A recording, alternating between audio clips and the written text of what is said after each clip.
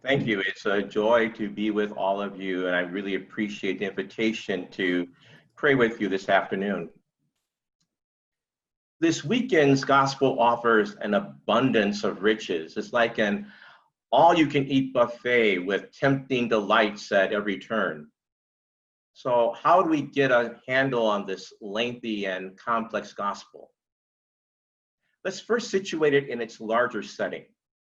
Chapter 13 of Matthew's Gospel is a collection of various parables or stories that Jesus tells to describe some of the characteristics or features of his key proclamation, the reign of God, or the kingdom of heaven in Matthew's Gospel, given his Jewish audience's sensitivity about using the divine name.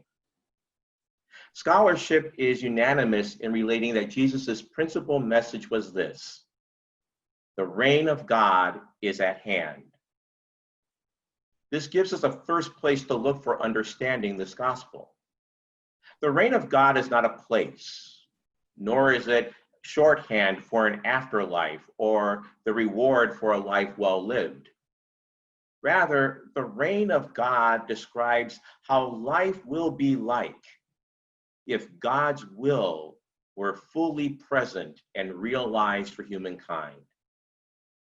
Thus, some scholars prefer to speak of the dream of God or the vision of God. The reign of God is God's vision for humankind. It describes a state of shalom, a word we translate as peace, but its meaning is far richer. Shalom is a state of wholeness and well-being where no one lacks for essential needs, where all have what they need for full and abundant life. Shalom is a world where all have what they need to live a fully dignified life as befit those who are created in the image of God. Shalom is that state where creation and creatures exist in harmony and non-exploitative relationships. That's the reign of God. The fundamental message of Jesus is that this vision is now being realized in his deeds and in his words. The reign of God is at hand. It's a vision so overwhelming, so amazing, so staggeringly breathtaking that it can only be described in parables, images, similes, and stories, not doctrines and propositions. Thus, for the next few weeks, we will hear Gospels beginning with the reign of God, the kingdom of heaven is like ... With that background, we approach today's Gospel and we notice that it falls into three divisions, nicely outlined on the Lectio card. The parable itself, an explanation of why Jesus speaks to the crowd in parables, and then an explanation of the parable that's privately given to the disciples. And here lies a first challenge for us. Most homilies and catechesis on this gospel gravitate toward the final section. After all, it promises to tell us what the story means. Here we find an allegorical interpretation given to the various types of soil in which the seed, taken to be the word of God or the message of the gospel, happens to fall. The emphasis is on the reception that Jesus' message receives from various groups of people. Thus, if you're like me, in many youth group retreats that I have been on and that I have led, you are asked to ponder the question, what kind of soil are you? Are you the rocky ground that the gospel cannot penetrate? Or maybe you're the shallow soil. That usually is the most popular answer, since none of us can ever claim to be completely faithful, and honesty forbids us from claiming to be the good soil. But at least we could take credit for not being the roadway and letting our seeds be swallowed by birds, unlike those who weren't even in church or on the youth group retreat to ponder the story. Why is this a challenge? Because such allegorization focuses upon us and on our reception of the word. Whereas the point of the parables was to illustrate characteristics of the reign or vision of God. Scholars point out that this allegorization of the parables is a later development in the composition of the Gospels. In fact, the earliest versions of this parable circulated without any reference to this interpretation. It's clear that it was added at a later stage of the Gospel's development.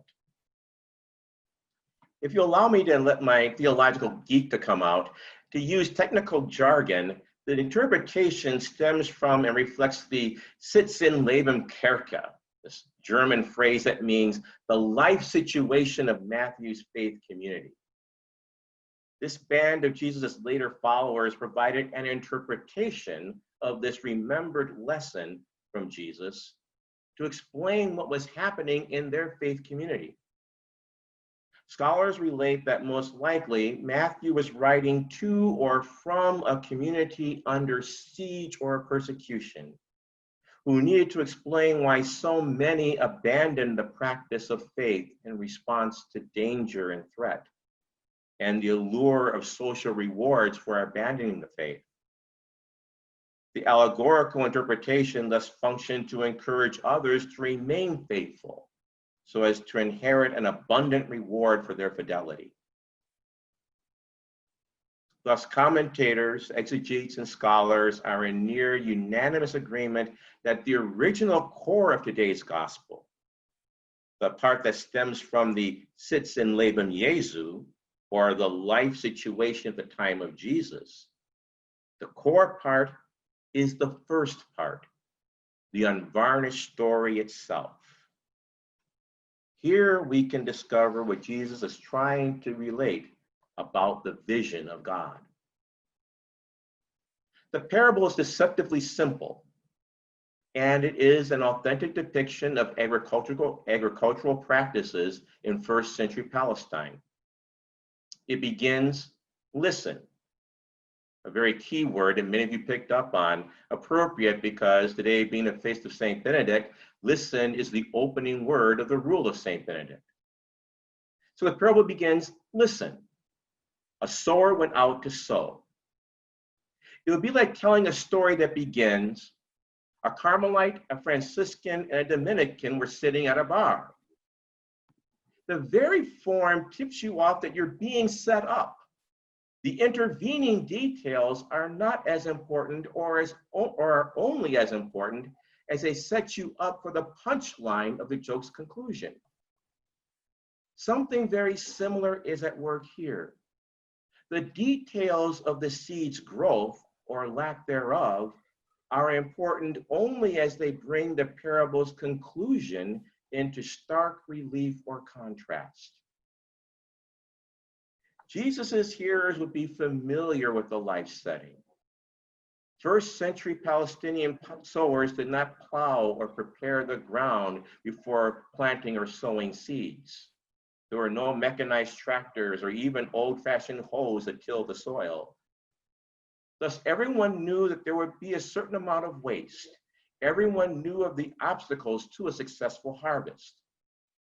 The birds absconding with the seed, the shallow ground unable to sustain a proper crop, the thick thorns that choke the fledgling plants.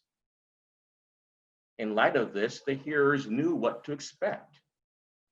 A sevenfold yield or harvest was considered average or typical.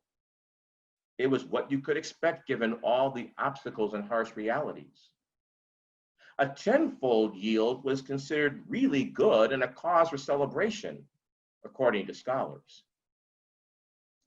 The narrative then turns upon an amazing contrast. The contrast between the present obstacles and the awesome fulfillment. The punchline of the story lies in the over-the-top harvest. This is what was truly astonishing for the original hearers. A harvest that is 30 times, that's amazing, 60 times, astounding, 100 times, breathtaking. Jesus' hearers would have heard the story in amazement and astonishment. No farmer or sower would ever dare to hope for such an outcome from their farming practices. Jesus' conclusion, to be blunt, was so over the top as to be outrageous and therefore memorable. The kingdom of heaven, God's vision, is like a sower who acts, knowing all of the obstacles to the vision, yet confident and assured of its future realization. Because of this confidence and assurance, the sower acts now to help realize its fulfillment. The vision's future realization grounds confident action in the present, despite the knowledge of the very real obstacles that are present. Is the reign of God then like the sower? Or like the harvest, successful beyond all measure and expectation? Jesus, being the Eastern wisdom teacher and sage storyteller that he is, would likely answer both. The sower acts only because of the assurance of the abundant outcome. The sower and the maker and giver of the vision, in a sense, act as one. They co-create the amazing outcome. The abundant harvest is possible only because of the present act of the sower. The sower acts confidently only because of the assurance that his acts or her acts are not in vain. Present and future coexist. The sower acts in a future present verb tense. Something like that doesn't exist, but you have to use the kind of strange paradoxes to speak of the gospel. Because of the sower's actions, the future is already in breaking into the present. In a sense, time is flowing backward. There's a paradox here where present and future blend together. To understand the parable and God's vision, we have to give up a linear concept of time, where the present is the prelude to the future, or the future flows out of the present. Scholar Norman Perrin puts it well. He writes, "We must use words present and future, but let us be careful that the emphasis isn't temporal, but experiential." He continues, "In the teaching of Jesus, the emphasis is not upon a future for which we must prepare, even with the help of God. The emphasis is upon a present, which carries with it the guarantee of the future. The present that has become God's present guarantees all futures will be God's future." The parable then asks that we become seized by, possessed by the lure of God's future. We are no longer defined by or limited by the present, whatever its thorns or scorching sun. We are defined by the abundant harvest to come. Drawn by the lure of an irresistible beckoning future, God's future of shalom, of extravagant welcome for all, we then act now in light of God's future to bring about that future, which cannot but happen.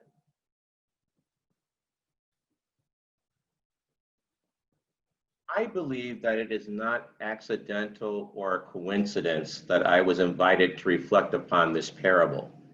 Unbeknownst to the Baltimore sisters, they had no idea how these things all work together, but God knows. As some of you may know, I've spent my life dealing with racial justice in the light of faith.